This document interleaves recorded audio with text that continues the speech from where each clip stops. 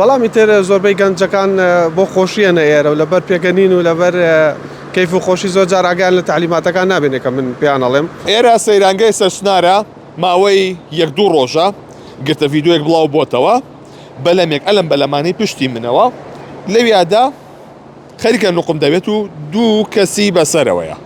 من هاتوومەتە ئێرە بزانین ئەم حاڵەت چی ڕووی داوە، ئایا ئەم بەلەمانە بێکوالەتین یاخود ئەوەیە کە کەسەکان نەشارەزا بوون لە بەکارهێنانی بەلەمەکانە. لێرە خاوەنی ئەو بەلەمانی لێیە بەڵام نایەوێت دەم و چاوی دەرکەوێ، بۆیە حەزم قسەیش لەگەڵ ساو لێ بێم کاتۆ باش. چی ڕوویە لێرە؟ چی بۆ حاڵەتە؟ بەڵێ ڕاستەکەی ئەمە کە خەڵک دێت سەر بەلەمەکەوێ زۆر بە شێوازێکی جوان بۆی ڕوونەکەینەوە کە ئابێ چۆن ئەم بەلەمە لێ بخوڕێ و مەودای بەکارانەکەی لە چ شوێنەکە بێت لە کوێ بێت و لە کوێوانەبێت. ئەم کام بەلەمەیان بوو ئەو زەردە بوو؟ بەڵێ بەڵام بەلەمە زەردەی ئێرە بوو. 2 گەنج بوون هاتنە سەری پێشەکی پێم وتم ئەگەر دقت بێ لێرە حەبلێکماندانە و ڕەنگەی پرتەقاڵیە. بەڵێ بۆی بەلەم نەچێتە تەنیشتیە و شەلالە و ئاو نەچێتە ناوی. بەڵامی تر زۆربەی گەنجەکان بۆ خۆشییەنە ئێرە و لەبەر پێگەنین و لەبەر کەیف و خۆشی زۆر جار ئاگیان لە تعلیماتەکان نابێنێ کە من پێیان ئەڵێم. ئیتر ئاوەکەش ئەو نەقوڵ نەبوو، یعنی نیومەترێ بوو، نیومەترە تقریبا نیومەتر بۆ 6 سانتیمە بێ. ئیترەوە بکە بەلەمەکە کەوتە ئەویا ڕاستەکە منیش حەبلە شتێکم لا نەبوو بچم بەهانایانەوە. ئیتوتم هەر پێشۆی بەلەمەکە ژێر ئاوکەی وتم خۆتان وەرنەوە ئاوەکە و بە پێ وەرنەوە دەرەوە.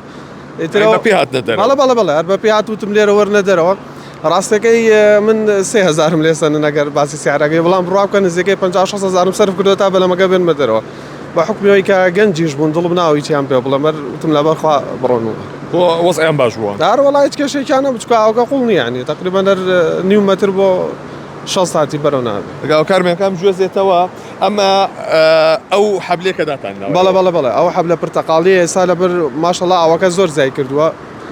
بەشێکی کەم لە حەبلەکەی داپۆشی شەڵار نیازمانێ بەرزتری گومە، بەڵام ئەگەر هەر حەبلیشی لەنە بخۆم ڕاستەخۆ پێیان ئەڵێم بەڵام نابێت لەو شوێنە نزیک بنەوە.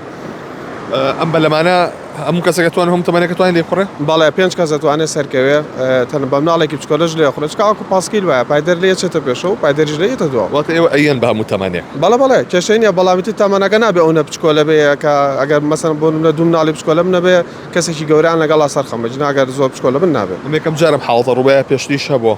والله پێشتر ئەگەر ڕوویا بێ ڕەنگە یەک جاریکە ڕوویا بێ ژەر بەهۆی هەمان کێشەوە بۆ ئەو کەسێک کە سەر بەلەمەکەکەوێت بە گوێی ڕێنمایەکانی من ناکە کە پێیان ئەڵێم چکە 3 نقطەی ئەڵێم لەم لێرە نزیک مەبنەوە و پێشیان ئەڵێم کەم بەلەمە چۆن لێ خوڕێ، ینی چۆن پێچی پێەکەیتەوە چۆنە چیتە پێشەوە چۆنیتە دووە و لەو ناوچەیە نزیک مەکەوەرەوە. ئیتر هەنێکە زەیە مەسەن بۆ نمونە مەنزەرەی شوێنەکە جوانە لەبەر ڕسم گرتن لەبەر ئەوەی کە خۆی حەزەکە زیاتر لە ئاوەکە نزیک بێتەوە ڕێنمایەکانی ئەمە پشتگوێ خاو و تووشەوە حاڵەتە ئابین.